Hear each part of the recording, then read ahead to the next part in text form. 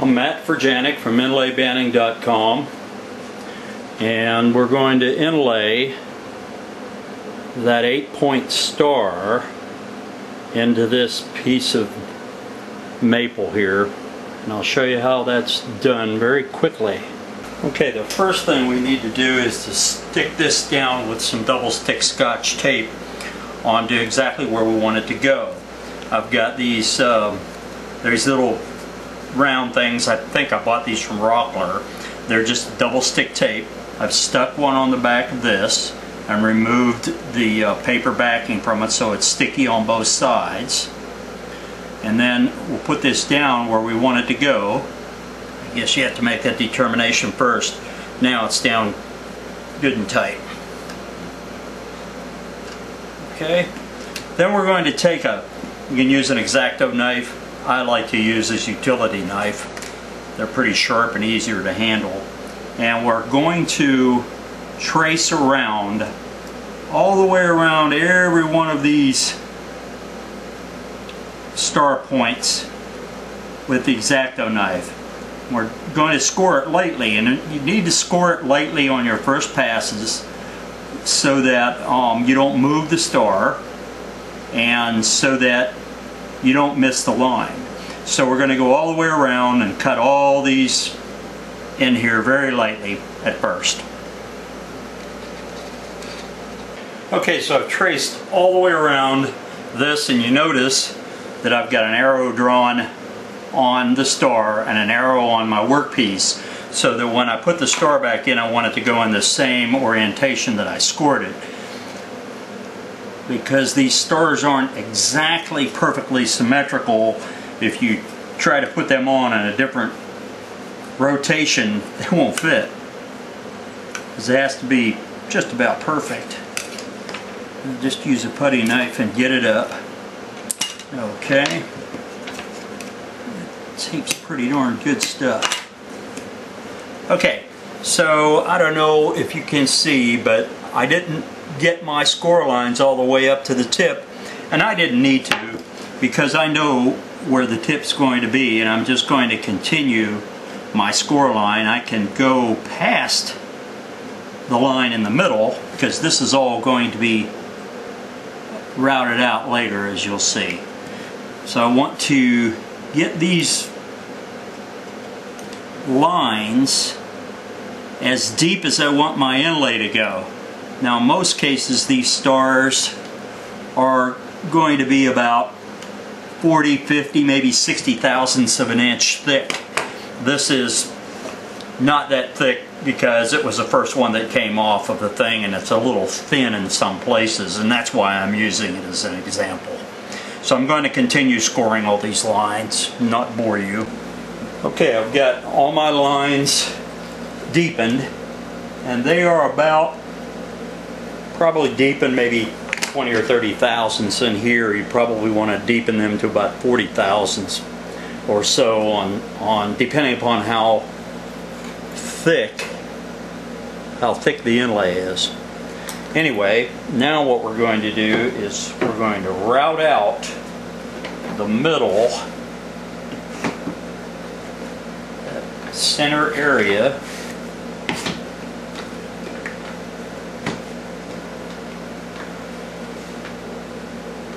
I've already got my router set to the depth of about 20 thousandths or so, because that's only how deep I want the inlay to go. Like I said, normally you probably want to go a little deeper. And so I'm going to route out and get as close to that line. I suppose you can hear me with that joint. Anyway, I'm going to route this out. I'm going to get as close to those lines as possible, but I'm not going to touch them, so it's slow going. You just have to take your time.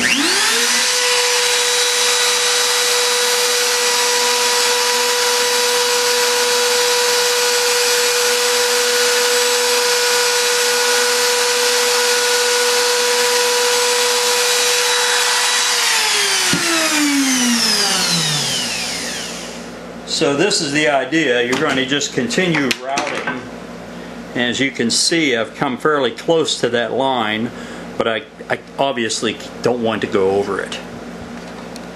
Okay, so I've routed out as much as I could route out, and I've left that little bit of material that I've got to take out with a chisel, an X-Acto knife, or whatever else I can use. I find the easiest and the safest method is to try to use the chisel so that I'm going perpendicular and not parallel this way, but perpendicular to the line, and the depth of your cut will stop the chisel, as you can hear that stopping when it hits that. Now the tips are going to be a little more difficult to get out, so I'm going to try it with an X-Acto knife that's pretty pointy. Use whatever you can use to hog this material out. Anyway, we do this until we've got all this extra material out of there. Okay, I've got most all that material, well, I've got it all out of there, and now it's time to try to fit that star, make sure it fits, and it does. It's going to be a pretty good fit. So now I'm just going to glue it in there. I'm going to use just regular, this is just yellow woodworker's glue. This is, matter of fact, this is Tight Bond 2. And get you plenty of glue in there.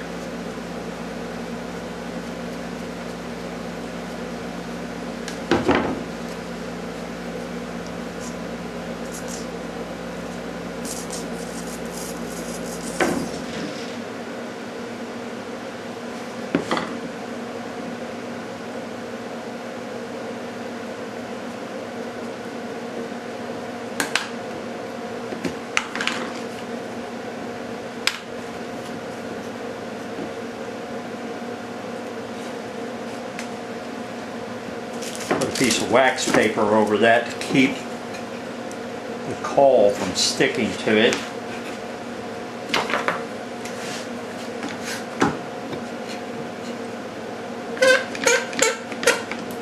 I'm going to clamp that guy right to the workbench.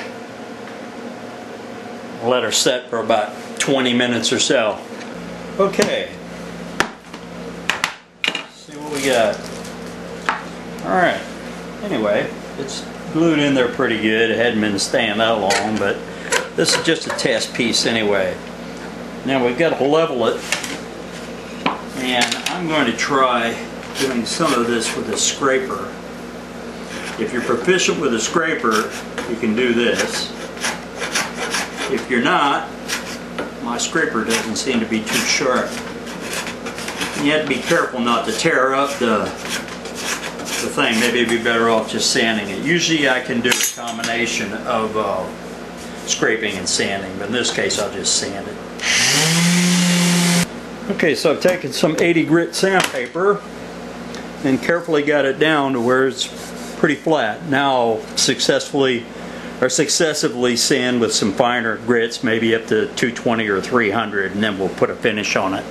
Okay, I've got that sanded down to some 240, and just throw a coat of shellac on there to bring out the color, and that looks pretty good, I think. And that's all there is to it. Oh, by the way, the router bit I used was a 1/8 inch straight router bit.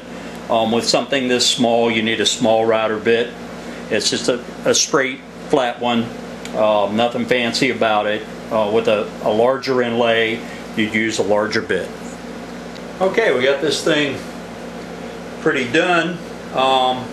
Anyway, I'm Matt Frajanic from inlaybanding.com, and I actually sell these on my website. They're in the odds area. There's a button with odds, and they're just a few bucks right now anyway, and you might want to give them a try. There's inlay bandings and other inlays on my website. Take a look if you get a chance. Thank you.